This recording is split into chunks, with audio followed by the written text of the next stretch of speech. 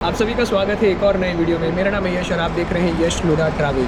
तो एक और नई जर्नी में आप सभी का स्वागत है। अभी मैं फ़िलहाल मौजूद हूँ दिल्ली के इंटरनेशनल एयरपोर्ट पर, जहाँ से हम फ्लाई करेंगे ढाका यानी कि बांग्लादेश, और वहाँ से हम फ्लाई करेंगे ग्वांगझो यानी कि चाइना।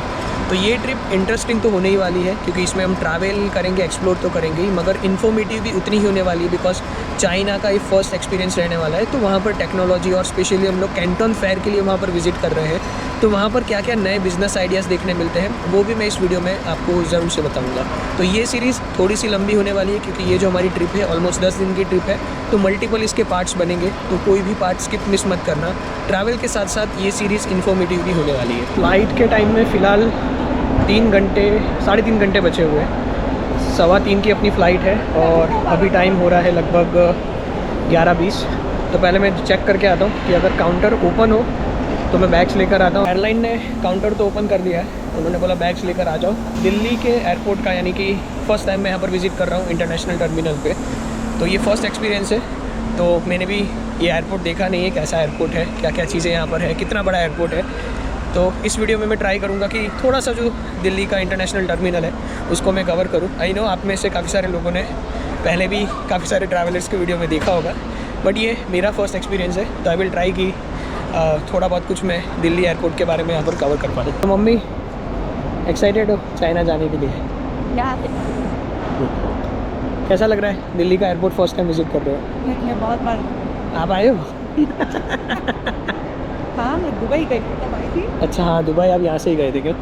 तो इमिग्रेशन था वो काफ़ी स्मूथली क्लियर हो गया, क्योंकि हमने FTI TTP जो है फास्ट ट्रैक इमिग्रेशन उसके लिए रजिस्टर करवाया था, जो कि मैंने पिछले ट्रिप पे भी सजेस्ट किया था आपको कि आप भी रजिस्टर करवा लीजिए, काफ़ी कन्वीनियंट है।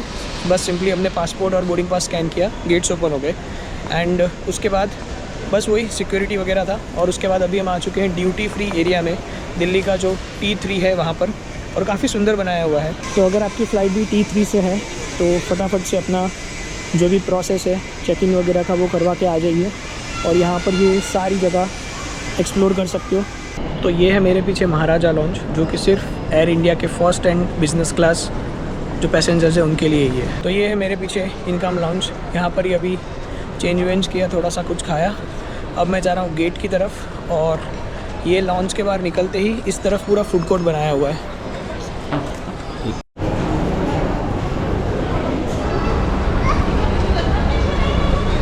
बोर्डिंग पास पे तो लिखा हुआ है गेट नंबर 19, बट फिर भी मैं एक बार यहाँ पर क्रॉस चेक करूँगा। अभी बोर्डिंग स्टार्ट होने का जो टाइम उन्होंने दिया हुआ है वो है ऑलमोस्ट 20 मिनट बाकी है, उसमें हमको दिया हुआ है 2:15 का टाइम, जिसमें बोर्डिंग जो है हमारी वो स्टार्ट हो जाएगी। अभी मैं नीचे की तरफ आया हूँ, ये जो ऊपर वाला फ्लोर दिख रहा है यहाँ पर थी हमारी लॉन्च।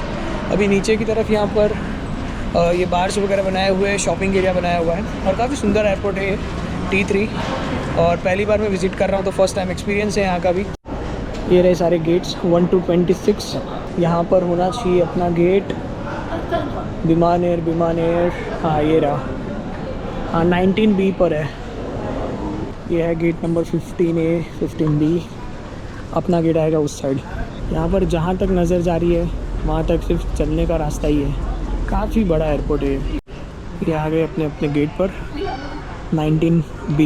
गेट तो अपना इस तरफ है 19B, थोड़ा सा आगे की तरफ जाके आते हैं, और उसी के साथ मैं आपको थोड़ी इन्फॉर्मेशन दे देता हूँ कि ये फ़्लाइट्स मैंने कैसे बुक की और क्या पूरा प्रोसेस रहता है। सबसे पहले करें बात फ़्लाइट्स की, तो फ़्लाइट्स मैंने यहाँ पर बुक की थी अराउंड पर पर्सन 36,000 या 37,000 अप्रॉक्स कुछ अमाउंट बन रहा था, इंक्लूडिंग इंश्योरेंस, जो कि हम 10 दिन ट्रैवल कर रहे हैं उसका इंश्योरेंस था, वो भी उसमें मैंने इंक्लूड करवा दिया था। नेक्स्ट यहाँ पर जब हम एयरपोर्ट पर आए तो कुछ कंपलसरी बुकिंग्स और डॉक्यूमेंट्स मांगे थे। सबसे पहला था हमारा एयर टिकट, जो कि बेसिक है।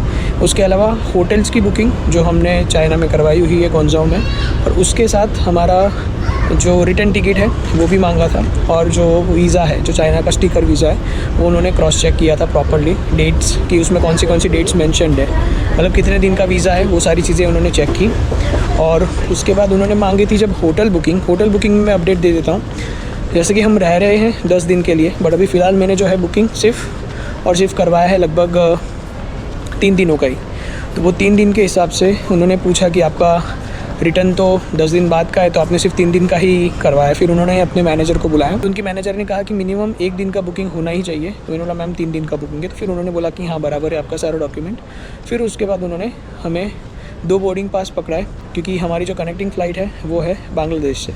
तो अभी हम यहाँ से जाएंगे विमान एयर में बांग्लादेश ढाका, और उसके बाद वहाँ से हमारी कनेक्टिंग फ़्लाइट होगी ग्वांगझू की। और हाँ, एक और चीज़, एयरलाइन वालों ने पूछा भी था कि चाइना क्यों जा रहे हो, तो हमने बताया था कि हम लोग कैंटन फेयर विज़िट करने जा रहे हैं, और जो हमारा वीज़ा था वो भी लगभग बिज़नेस वीज़ा की कैटेगरी में आता है, इसलिए उन्होंने चेक करके क्रॉस चेक किया था कि जो हमारा वीज़ा है वो बिज़नेस वाला वीज़ा है। तो उसी के साथ यहाँ पर आपको मेक श्योर करना है कि आपके सारे डॉक्यूमेंट्स आप कैरी कर रहे हो जब भी आप चाइना विज़िट कर रहे हो। ये तो चलो मैं बांग्लादेश से जा रहा हूँ, मतलब मेरी कनेक्टिंग फ़्लाइट बांग्लादेश से, बट फिर भी आपके पास अपनी रिटर्न टिकट होनी चाहिए। नोट डाउन कर सकते हो, आपके पास अपनी रिटर्न टिकट होनी चाहिए, अपने पास आपकी होटल बुकिंग्स होनी चाहिए, और पर्पस जो भी रहता है विज़िट का, या कुछ बेसिक आइटिनरी आप अपने साथ कैरी करिएगा।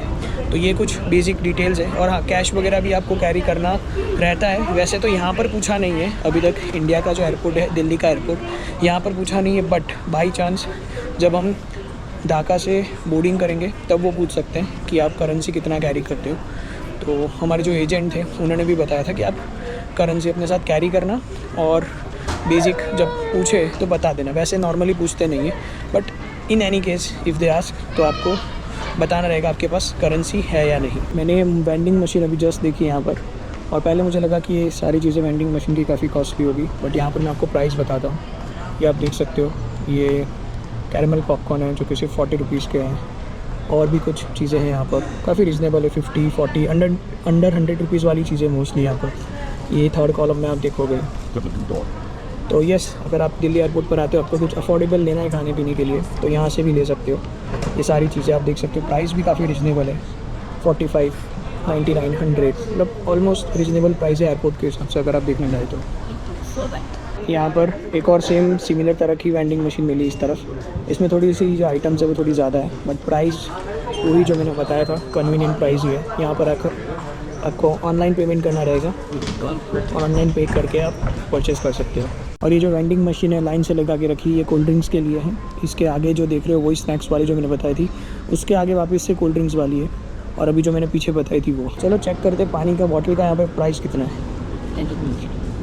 पानी का बॉटल देखो, काफ़ी कन्वीनियंट प्राइस है। ये पानी की बॉटल आपको सिर्फ 10 रुपये में मिल रही है, तो इससे अच्छी बात क्या हो सकती है। एयरपोर्ट पर आपको इतना कन्वीनियंट प्राइस पे पानी मिल रहा है। पानी एक एसेंशियल है, जो एक बार दूसरी चीज़ें आपको मिले ना मिले, पानी मिलना चाहिए, और एयरपोर्ट पर ये पानी आपको मिल रहा है 10 रुपीज़ का। मुझे लगा सिर्फ 2-4 वेंडिंग मशीन लगा के रखी होगी, यहाँ पे हर जगह पर वेंडिंग मशीन लगा कर रखी है, एक के बाद दूसरी। इसी तरह से लाइन से सभी 1 या 2 अल्टरनेट पिलर छोड़ के यहाँ पर हर जगह पर ये वेंडिंग मशीन्स लगा कर रखी है। टर्मिनल तो ख़त्म होने का नाम ही नहीं ले रहा है। जहाँ तक नज़र जा रही है अभी तक रास्ता ही है। मैं कहाँ से चल कर आया हूँ यहाँ तक।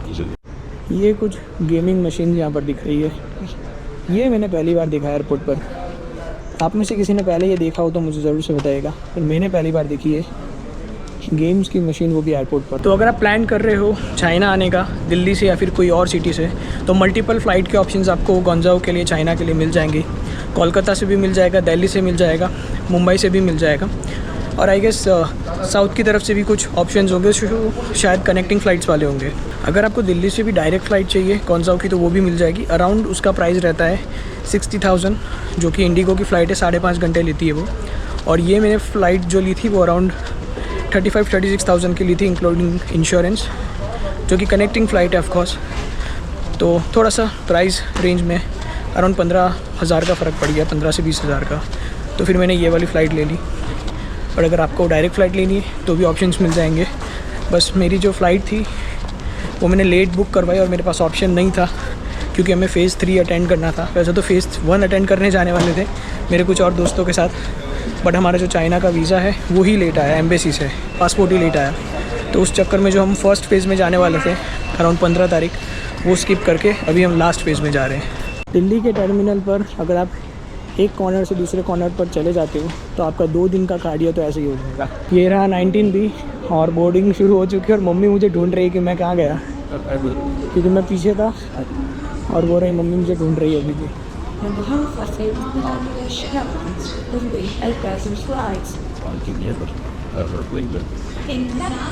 ये रहा, ये रहा। बस अब यहाँ से जाते हैं और देखते हैं कैसा एक्सपीरियंस रहता है विद विमान एयर।